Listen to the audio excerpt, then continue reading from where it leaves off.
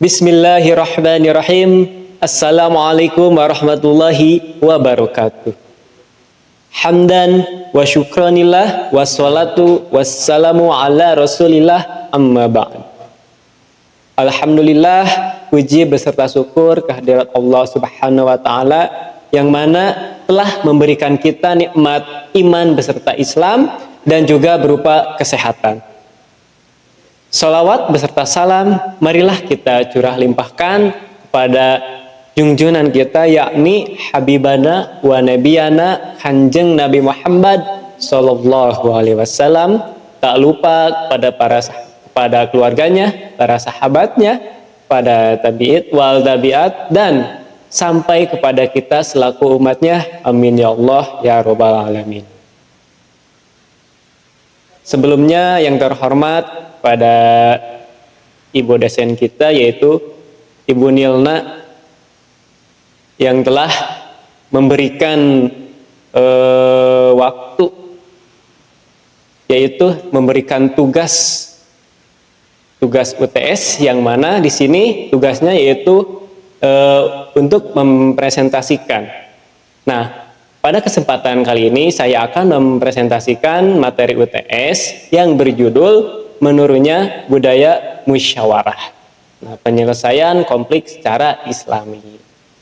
Semoga materi ini dapat menjadi pengingat bagi kita semua bahwa musyawarah itu bukan hanya budaya bangsa Indonesia, tapi juga merupakan ajaran yang sangat dianjurkan dalam agama Islam. Teman-teman yang saya hormati, sebagai makhluk sosial, kita tidak pernah terlepas dari interaksi dengan orang lain. Sebagai makhluk sosial gitu ya. Nah, di mana ada interaksi, di situ pasti ada perbedaan pendapat. Perbedaan merupakan hal yang wajar gitu ya, karena setiap orang memiliki cara berpikir, pengalaman, dan kepentingan yang berbeda-beda. Masalahnya bukan terletak pada adanya perbedaan pendapat, tetapi bagaimana kita menyikapi perbedaan tersebut. Apakah kita menyelesaikannya dengan kepala dingin, melalui musyawarah, atau justru dengan emosi kita. Nah, saat ini kita dapat melihat bahwa budaya musyawarah itu mulai mengalami penurunan. Banyak persoalan kecil yang seharusnya bisa selesai melalui diskusi justru menjadi konflik besar, karena masing-masing pihak itu ingin selalu menang sendiri gitu ya, selalu ingin yang terdepan. Nah, apalagi di era digital sekarang, orang lebih mudah menyampaikan kemarahannya melalui media sosial daripada berbicara langsung gitu ya. Akibatnya masalah yang awalnya kecil menjadi konsumsi banyak orang dan akhirnya semakin sulit diselesaikannya. Padahal Islam mengajarkan bahwa setiap persoalan hendaknya diselesaikan dengan bermusyawarah, penuh kesabaran, dan mengedepankan persaudaraan. Sebelum kepada intinya, itu kita bahas dulu musyawarah gitu ya. Nah, musyawarah itu berasal dari kata syuro, yang berarti saling bertukar pendapat untuk menemukan keputusan terbaik.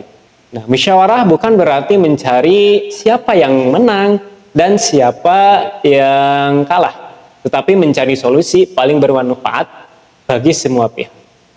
Dalam Al-Quran juga Allah Subhanahu wa taala berfirman dalam Quran surat Asy-Syura ayat 38 yang isinya A'udzubillahi minasyaitonirrajim, bismillahirrahmanirrahim, wa amruhum syura bainahum wa mimma razaqnahum yunfikun. Nah, dalam potongan ayat ataupun dalam artinya, sedangkan urusan mereka diputuskan dengan musyawarah di antara mereka. Nah, ayat ini menunjukkan bahwa musyawarah merupakan ciri orang-orang yang beriman. Selain itu, Rasulullah SAW juga sering bermusyawarah dengan para sahabat dalam berbagai urusan, baik urusan pemerintah, peperangan, maupun kehidupan bermasyarakat. Artinya, meskipun Rasulullah menerima wahyu dari Allah, beliau tetap memberikan kesempatan kepada para sahabat untuk menyampaikan pendapat. Hal ini menunjukkan pentingnya menghargai pendapat orang lain. Nah, mengapa budaya masyarakat itu mulai menurun? Nah, di sini ada beberapa faktor ya yang menyebabkan budaya musyawarah semakin berkurang. Apa ayo?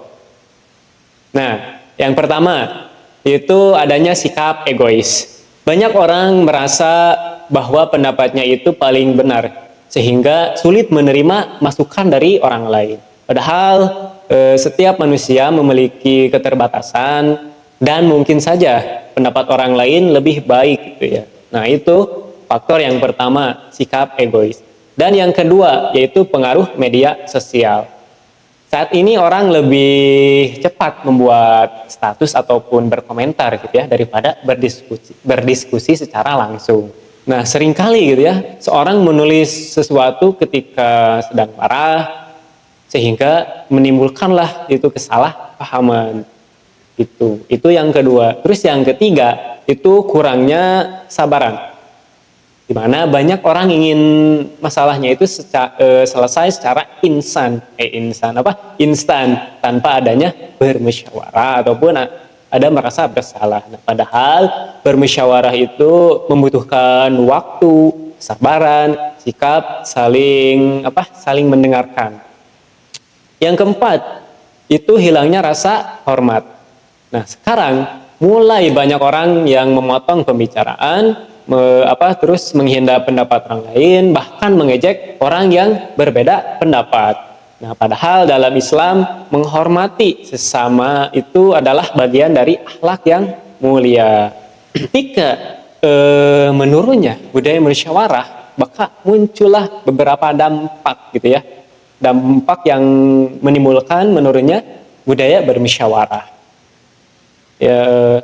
Nah, jika budaya musyawarah terus menurun, maka akan muncullah berbagai dampak yang sangat negatif. Yang pertama, hubungan kekeluargaan menjadi renggang. Yang kedua, masyarakat mudah terpecah. Yang ketiga, muncul rasa dendam dan permusuhan. Yang keempat, keputusan yang diambil seringkali merugikan banyak orang lain. Yang kelima, hilangnya rasa persatuan dan gotong royong. Padahal masyarakat Indonesia sejak dulu itu dikenal sebagai masyarakat yang menjunjung tinggi kebersamaan. Itu dampak dari menurunnya budaya bermusyawarah.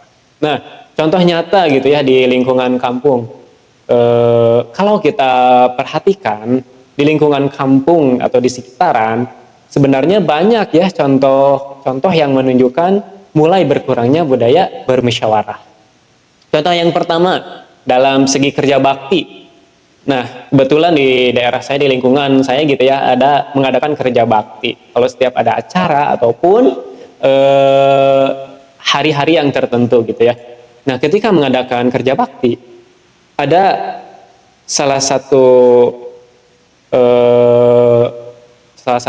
seseorang gitu ya, dia itu bukan menerima ya, tapi ketika dijadwalkan kerja bakti lewat mic di masjid gitu ya, lewat pengumuman dari masjid tanpa bermusyawarah. Nah, disitulah terjadilah perbincangan karena berbentrokan dengan kebiasaannya ketika si orang itu ingin berkebun ke kebunnya, terus bentrok dengan acara kerja bakti tanpa adanya bermusyawarah. Nah, seharusnya gitu kan, bermusyawarah dulu, jangan dulu diumumkan di masjid. Paling kalau diumumkan di masjid itu ketika kita sudah bermusyawarah menentukan jadwalnya, barulah diumumkan atau mengingatkan di umum gitu ataupun di mic. Nah, itu contoh yang pertama. Terus contoh yang kedua, perselisihan antar tetangga. Itu kadang sering terjadi kalau dalam masalah perbatasan tanah gitu. Itu terkadang menjadi sebuah perdebatan ya. batas ini dan batas ini. Nah, kalau kita tanpa adanya bermusyawarah, itu kan bakal menjadi perselisihan ataupun bisa permusuhan secara emosi meledak-ledak. Nah, kalau bisa kita bermusyawarah dulu, bisa manggil pemerintah setempat, RT atau RW. Nah, dimusyawarahkan dulu, dirundingkan dulu, barulah masalah itu bisa selesai. Nah, itu yang kadang sering terjadi tanpanya bermusyawarah. Yang kedua. Terus yang ketiga, media dalam bermedia sosial gitu ya, di media sosial. Ada contoh di media sosial kemarin gitu ya, di daerah saya, bahwa dia menyatakan di dalam media sosial, dalam Facebook, bukan berkomentar, bernarasi yang isinya bahwa Gunung Sadahurip dibakar oleh seseorang, dan di video, dalam video itu emang jelas gitu ya, di sebuah gunung itu ada berasap gitu ya, kayak kebakaran, tetapi kejadian yang sebenarnya bukan sedang membakar gunung piramid itu, tapi sedang seseorang yang punya kebun itu membakar sebuah ranting-ranting yang sudah banyak, yang dikumpulkan lalu dibakar karena biar tidak merambat kemana-mana gitu. Jadi dikumpulkan lalu dibakar biar bersih si kebunnya itu untuk ditanam dan bertani lagi. Nah, itu timbullah sebuah perbincangan ya, seharusnya bermusyawarahkan dulu apakah benar itu gunung piramid itu dibakar, padahal kan kejadian sebenarnya bukan dibakar tapi membakar sebuah ranting-ranting untuk membersihkan kebun itu. Nah, itulah kurangnya bermusyawarah, harusnya bermusyawarah dulu gitu. Terus juga contoh yang keempat, kegiatan dalam keagamaan, misalnya saat menentukan jadwal pengajian ataupun peringatan Maulid Nabi ataupun pembagian tugas panitia, itu kadang sering jadi perdebatan gitu ya dalam lingkungan masyarakat kalau saling berbeda pendapat ataupun langsung dijadikan satu. Nah, jika semua anggota panitia mau bermusyawarah, pekerjaan menjadi ringan gitu. Namun jika masing-masing ingin mempertahankan pendapatnya sendiri, maka kegiatan menjadi tidak kompak. Nah, itu yang sering terjadi juga.